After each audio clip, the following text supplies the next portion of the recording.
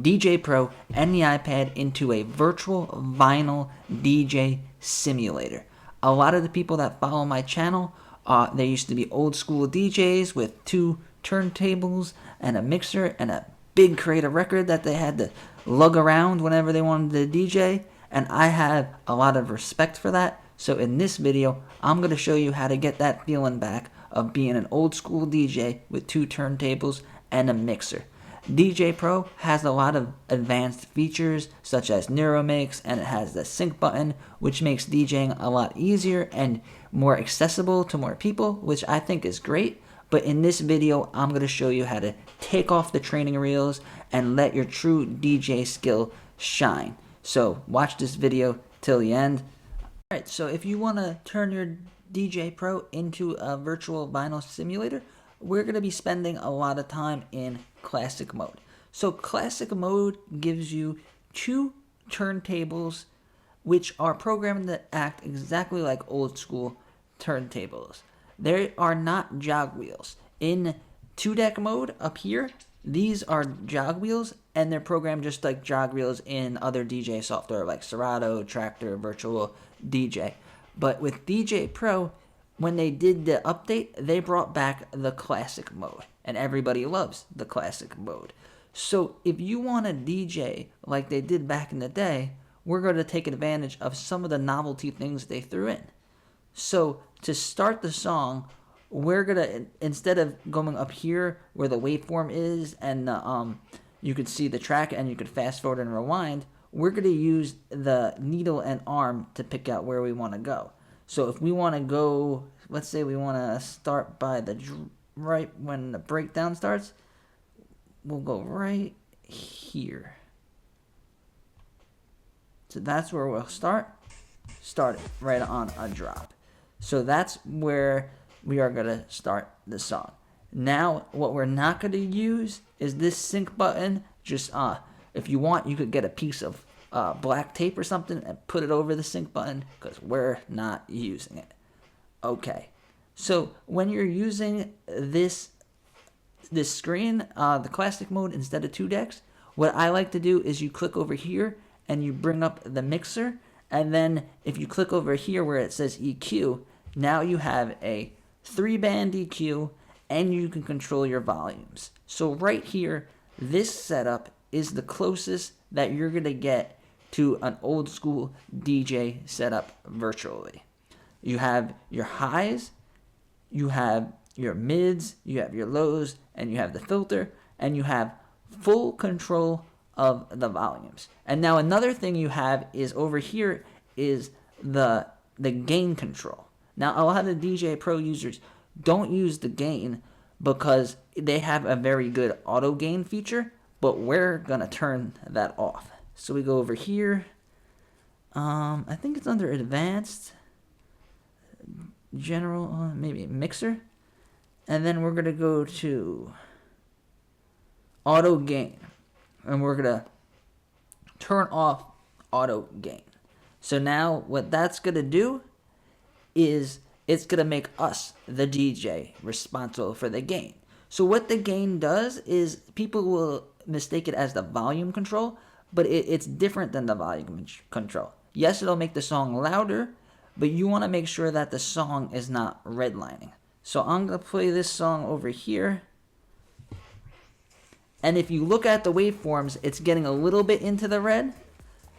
And now if we increase it, it's all the way in the red. So what we want to do is set it so it's just barely touching the red. A lot of famous DJs, there's a debate with if it's good to redline, if it's not good to redline, because if you are redlining a lot, it could damage the speakers, but it will make your DJ set louder. So you have to find the balance, and you have to use the gain to make sure that you're high enough in the levels, but you're not too high. So it's a balancing act, and it's something that old school DJs, they take a lot of pride in doing. And a lot of people that just started DJing and never DJed before, and they started with DJ Pro, they don't really know what the gain is. So it's a good idea to practice with this, using the gain. So we got no sync button, we got no auto gain. So what we're going to do is if you want to mix songs that are different BPMs,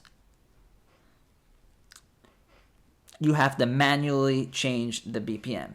And now up here is the BPM slider. It makes it a little bit smaller than if you had this part closed, if you were on the menu without the mixer, but I think it's worth it to have the mixer, and then you can control the BPM here.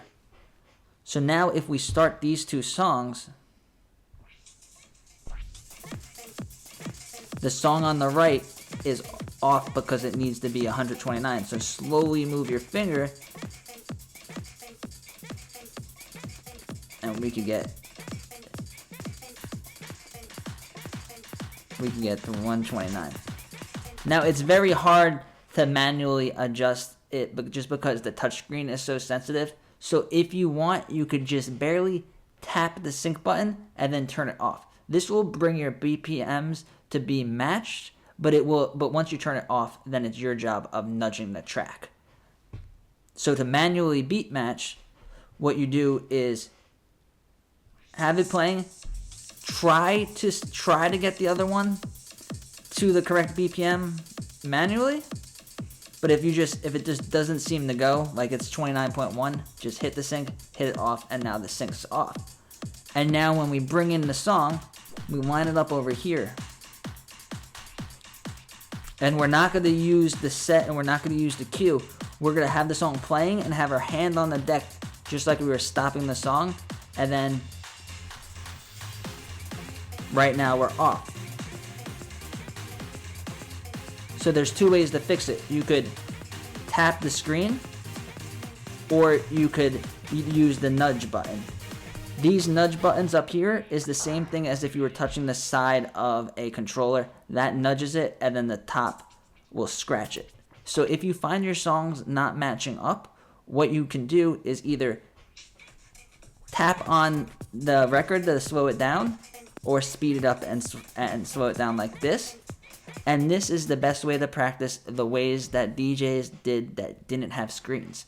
Back in the day, DJs didn't even have a screen. They had to use their ears, and they had to use their skills. Nowadays, we're DJing on a screen itself. So it's much more difficult to actually match it up yourself without these things helping you.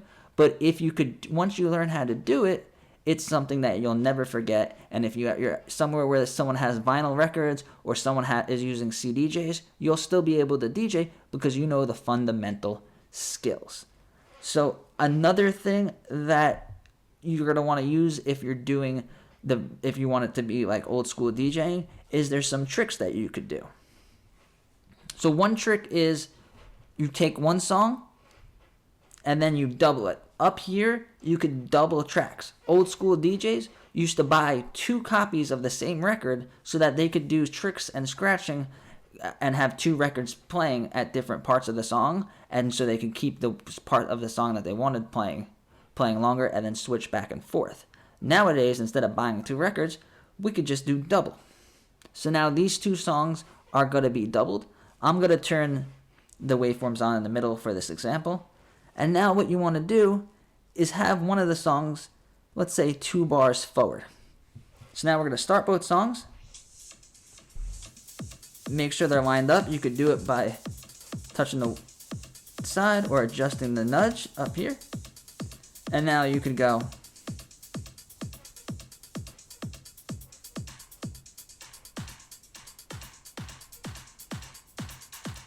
And you can make your own kind of beat and experiment by looping it around by having 2 songs. Because back in the day,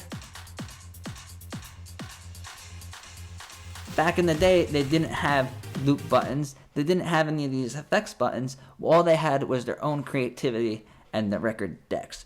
So think of it in more terms of what you could do with the 2 decks that you have, and don't rely on effects and that type of stuff so much. So I hope you guys learned a lot, and I hope you guys know that I appreciate the old school DJs, and I'll be making more videos that cater to DJing and DJing with skill, and instead of using sync buttons and tools to help us. So thanks for watching. Please do give this video a like and share it with your friends. Thanks. Bye.